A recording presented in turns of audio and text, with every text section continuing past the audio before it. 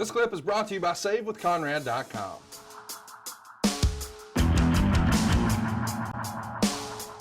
We're going to get to run a big show at Three Rivers Stadium on May 27th. Process what we're talking about here, guys. It's an outdoor stadium show, and on top, it's the world champion Ric Flair defeating the United States champion Magnum TA. And they go an incredible 56 minutes. We also would see Dusty Rhodes fight Tully Blanchard to a double count out. A little shorter match. They go 5 minutes and 35 seconds. But you get a little workout that night, 12 minutes and 52 seconds. When you and Ole are going to take on Thunderbolt and Pez Watley, you ultimately get the pin over Watley. But man, a stadium show, May 27th. What do you remember about this? Wrestling in Three Rivers. Wow. They were really starting to test the waters, I would say. If you go to a stadium, yeah, I'm sure it was cut way down and all that stuff, and the ring was closer to home plate and to where you had the seats. You could cut off like half the field or 2/3 of the field if you really wanted to and create that environment, that it was a lot more intimate. But still, I don't know what cost would have been involved, but I know that it looked good on it was on TV and you were promoting it. Three Rivers Stadium, Jim Crockett Promotions. It felt like if you were sitting home watching TV, hey, this is big. Maybe an arena won't hold them. What thoughts were thoughts were being put out there that they wanted the audience to think. I don't know. They must have had a deal as far as what the rent was on that stadium. Is it fun for you to wrestle in an outdoor venue like this? I mean, Three Rivers is a pretty iconic stadium. As a sports fan, is this a treat for you, or is it at this point just another day at the office? Yeah, I loved it. It was different. Being outdoors, the sound went straight up and disappeared.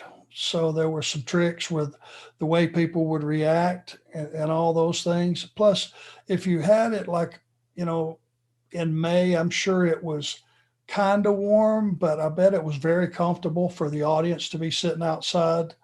Once that sun went down, for sure, if you had a little breeze coming through that stadium, if you're going to go and wrestle hard and wrestle for 15, 20 minutes, that little breeze was kind of refreshing. Let's mention we've got another show in Lansing, Michigan. The opening match, just to give you a concept of who all's on this show, the Italian Stallion over John Tatum. Then it's Pez Watley going to a draw with Bob Roop. Buzz Sawyer over Crusher Khrushchev. Ryan Garvin is going to get a win by DQ over Black Bart. And the main event, Ole and Arn against Thunderbolt and Manny Fernandez. You're going to be doing TV again in these WTBS studios on in May of 85, May 4th, in fact. Ole and Arn going to be getting a win over Gerald Finley and Richard Dye. Later that night, you're in Cincinnati, Ohio. It's the main event. Manny Fernandez and Thunderbolt Patterson are going to beat you and Ole. And it's interesting to note that the very next day was the Parade of Champions over in World Class.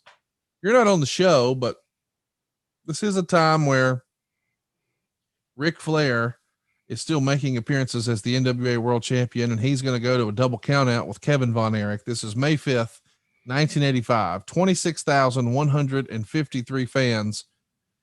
When you're sort of in the race car, as we like to say, making towns, do you even hear about a big show like this? Or is it all just, through the game of wrestler telephone? No, you would hear about it through like the event coordinator, and they would get the word. Those guys would communicate, hey, did you hear what Dallas did last night? And it was mostly you would hear about it through those guys. Now, sometimes you had friends that were in other territories, and you'd have the Wive Network if they were friends, because they're on the phone talking while we're on the road. They gotta have a life, obviously. And you would hear about it. The guys would call home and they go, hey, man, we had a hell of a house tonight, Because in those days, you would get excited about being positioned right on a big house. Because remember, those payoffs were a direct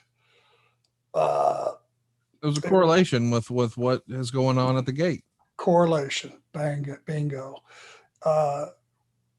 When you had a hell of a house and you were on a money slot, man, you had a big payday coming and you could anticipate it. Most times it would happen exactly like you thought.